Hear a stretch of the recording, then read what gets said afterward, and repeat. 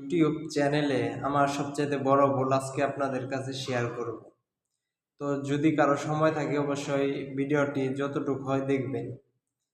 তো আমি অনেক আগে একটা ইউটিউব চ্যানেল খুলছিলাম, মোটামুটি একটা ভিডিও ভাইরাল হয়েছিল, প্রায় 40,000 মানুষ দেখছিল একটা ভিডিও।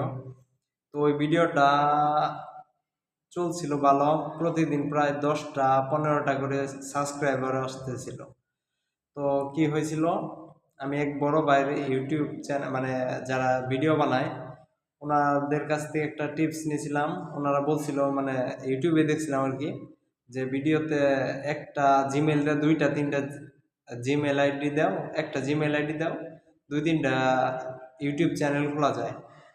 তো আমি একই জিমেইলে যখন 2টা ইউটিউব চ্যানেল খুলি তখন আমার ভিডিওটা ডাউন হয়ে যায়, আমার চ্যানেলটা ফিউজ হয়ে যায়। এরপর থেকে আর ওই চ্যানেলে ভিউ হয় না, আস্তে আস্তে আমি নিচের দিকে আসতে শুরু করি। তো এইভাবে আমার পতন।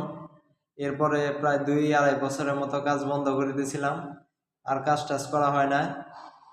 পরবর্তীতে যে কিছুদিন যাবত একটা ভিডিও ছাড়ছি, ওই ভিডিওটা মানে প্রায় 1,000 মানুষ দেখছে, 1,000-1,200 মানুষ দেখে মনে হইতেছে না কিছু একটা করতে পারবো।